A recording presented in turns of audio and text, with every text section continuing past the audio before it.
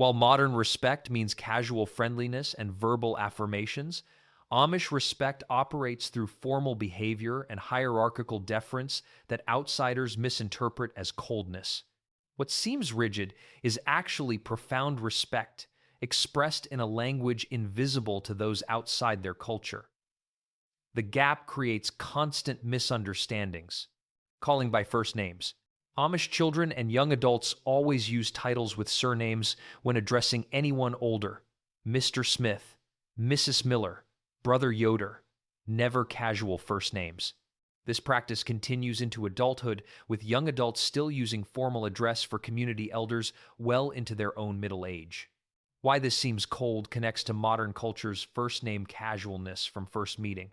We introduce ourselves by first names and view this as creating warm relationships. The respect they show through maintaining linguistic distance preserves authority and hierarchy. Even close relationships spanning decades maintain formal address. Teaching children proper address begins with their first words, with toddlers learning Mr. John before speaking in complete sentences. Standing for elders.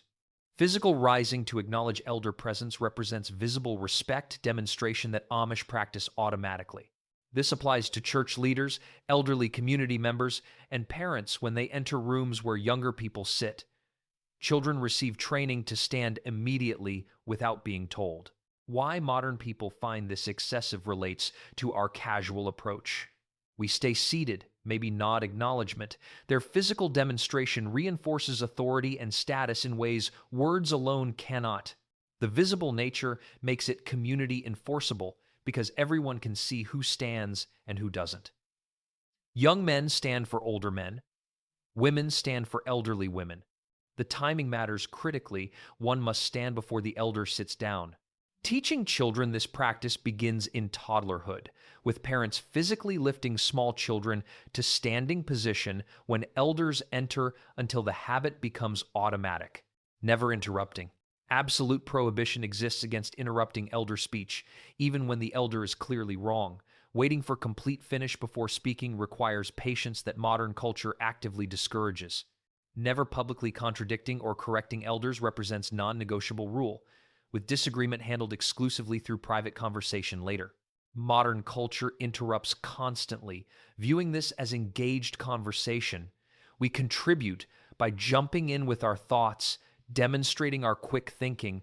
Their silence shows respect by valuing elders' complete thought expression. How disagreement gets handled involves approaching the elder later, in private, using respectful language that suggests rather than corrects. Why public contradiction is unthinkable connects to the shame it brings both parties. The elder loses face while the young person demonstrates pride. Teaching children to wait their turn begins early, with parents modeling patient listening. The frustration young people feel, especially intelligent teenagers who see errors, builds character through self-control. Removing hats. Men always remove hats when entering buildings, especially churches and homes, and during meals, treating this as automatic rather than conscious decision. Always removing hats for prayer. Even outdoors during field work, demonstrates submission to God through physical action. Why modern men don't understand this connects to contemporary casualness. We wear baseball caps anywhere, anytime, with indoors being completely normal. The theological reasoning draws from 1 Corinthians head-covering passages, with men uncovering heads to show submission to God. The visible demonstration of spiritual order makes internal hierarchy externally visible. How this shows respect to hosts when entering homes matters tremendously. Entering with hat on treats the house like barn rather than sacred domestic space. Teaching boys hat removal begins in young childhood, with fathers modeling and correcting until the habit becomes ingrained. The public embarrassment of correction by community members creates powerful motivation. How outsiders offend unintentionally by keeping hats on in Amish homes creates awkward situations. English visitors keeping hats on triggers silent judgment that Amish never voice but definitely notice and remember. Speaking softly, consistently quiet speech characterizes Amish communication even when upset, with raised voices seen as loss of self-control and disrespect. Teaching children quiet speech begins in infancy, with parents modeling low volume and correcting loud children constantly. The volume difference from mainstream culture shocks Amish people visiting English homes. Why this seems weak to outsiders reflects modern culture equating volume with confidence and enthusiasm. Their quiet speech demonstrates respect for others' peace, self-control over emotions, and humility that doesn't demand attention. How they handle disagreements without ever yelling creates completely different conflict dynamics. The calm tone maintained regardless of content forces slower, more thoughtful responses. The discipline required to maintain a quiet tone when angry represents years of character training. Teaching children to modulate volume involves constant correction. The shame of raising a voice publicly demonstrates lack of self-control and indicates poor upbringing. Visitors seem incredibly loud to Amish ears, with English conversations sounding like arguments even when people agree. The noise level in English homes with televisions and music strikes Amish as overwhelming. How low volume shows respect manifests in not dominating acoustic space with noise. Waiting to eat? Children and young people never begin eating before all elders are served and have begun eating, requiring patience, while food sits directly in front of hungry children. The patience required during family meals builds character through hundreds of repetitions. Food sits in front of them, steam rising, but they wait motionless until given permission by the elder's action. Why modern kids would never tolerate this connects to how we teach children to serve themselves immediately. Their structured serving order shows respect hierarchy made visible. How meals become respect training means every meal reinforces order and patience. The serving order follows a strict pattern. Head of household first, then elderly visitors, then working men, then women, finally children. Teaching children proper meal behavior begins in toddlerhood with physical restraint, progresses to verbal reminders, and eventually becomes internalized discipline. The correction for violations brings immediate parental intervention. Taking food out of turn triggers swift correction because the public nature of meals makes violations visible. Everyone sees disrespect immediately, making meal violations particularly shameful. Family reputation gets affected by children's behavior at communal meals. Never refusing elders. When an elder asks for help, refusal is unthinkable regardless of personal convenience or existing plans. Immediate compliance is expected without negotiation or questions about timing. The sacrifice of personal time this requires shapes young Amish lives around community obligations rather than individual desires. Why modern people would never accept this connects to how we say no constantly. Personal boundaries get prioritized above obligation to others. Their obligation to community overrides personal preference, teaching that individual desires matter less than community needs. How this creates a community safety net becomes obvious. Elders know they can ask for help and receive it. Teaching children to respond immediately when elders request help builds automatic compliance. The exceptions are extremely rare, limited to true emergencies like serious illness. How they phrase requests reveals assumed compliance. Elders don't ask, but inform, saying, "I need help tomorrow," not, "Could you possibly help?"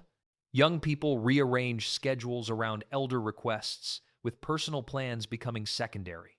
The resentment modern people would feel doesn't exist because they understand this is how community works, knowing they'll receive the same help when old. Giving physical space. Maintaining physical distance from non-family characterizes Amish interaction, with people never hugging and rarely shaking hands except men greeting other men formally. The formality seems cold to outsiders accustomed to casual physical contact, including hugging acquaintances and touching while talking. Their physical restraint shows respect for personal boundaries and avoids any appearance of impropriety. How they greet varies by gender. Men shake hands briefly, women nod acknowledgement without contact, and young people never touch elders casually. The theological connection to avoiding temptation and maintaining purity through physical distance keeps relationships appropriate. Teaching children appropriate distance includes explicit instruction about not hugging non-family adults. Why outsiders constantly offend involves English people hugging for greetings and touching during conversation. The discomfort Amish feel from uninvited touch never gets expressed because they're too polite to correct visitors. The gender dynamics make physical distance even stricter between men and women who aren't married, with careful distance maintained always. Accepting correction. When corrected by elders about behavior, dress, speech, or any other matter, accepting without argument, excuse, or justification represents required response. No excuses or justifications get offered. No explanations of circumstances or intentions, just simple acknowledgement and immediate compliance. Simple acknowledgement with "yes, sir" or "yes, ma'am," followed by changed behavior, demonstrates the humility their culture prizes above almost all other virtues. The humility required to accept correction without defending yourself challenges human nature's immediate impulse to explain and justify. Why modern people cannot do this reveals how we immediately defend and explain ourselves when corrected, with justification feeling psychologically necessary. Justification feels necessary to maintain self-respect and dignity, but they view it as pride, refusing to submit to legitimate authority. Their submission to authority means accepting that elders have right to correct and young people have obligation to comply without protest. How correction happens follows predictable pattern. Elder points out error or rule violation. Young person listens silently, acknowledges with respectful verbal response, and changes behavior immediately. The public nature of correction, often happening in front of others, adds to the humility required, creating teaching moments for observers. Often corrections happen with others present, deliberately adding public accountability and creating visible examples for community education. Adding to humility required by having others witness the correction reinforces that respect matters more than personal pride or comfort. The teaching moment for observers means young people watching learn from others' correction without having to violate rules themselves. Understanding expectations through observation allows learning to happen vicariously through watching correction of others. Teaching children to accept correction begins with parental discipline, with the initial resistance being completely natural human response. Training to respond properly to correction involves practice and consistent parental modeling of accepting criticism gracefully. Practicing humble acceptance during childhood prepares for adult life, where community correction continues, maintaining behavioral standards. Using formal language. Proper grammar and formal speech characterize all interactions with elders, with no slang, casual language, or informal expressions that might show disrespect. No slang, no casual phrases, no jokes that might diminish the formality appropriate when addressing those in authority. The linguistic formality exists in both Pennsylvania, Dutch, and English, with specific vocabulary and grammatical structures reserved for respectful address. Why this seems stiff and uncomfortable to outsiders accustomed to modern casual language everywhere, including professional settings, reveals cultural differences. Modern casual language permeates every context, with slang serving as social bonding tool that creates in-group connection. Their formality shows respect by maintaining appropriate distance and acknowledging hierarchical differences through vocabulary choices. How they speak to elders includes complete sentences with proper grammar, formal address using titles, and respectful tone maintained throughout conversation. Complete sentences, rather than fragments, demonstrate care and attention being given to the interaction. Formal address and respectful tone never waver, regardless of topic or emotional content being discussed. The content, as well as delivery, remains appropriate, with certain topics never discussed with elders and certain opinions never expressed in their presence. Never joking or being casual with authority figures maintains the distance that preserves respect and proper order.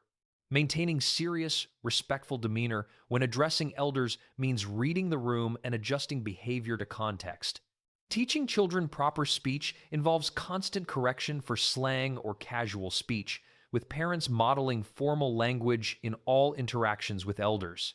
Correction for slang heard from English friends or casual speech that creeps in gets addressed immediately. Practicing formal language at home prepares children for proper speech in public and community settings. The difficulty for teenagers especially comes from exposure to English peers using slang and wanting to fit in with casual speech patterns. Wanting to seem normal and relatable creates tension with cultural expectations of formality.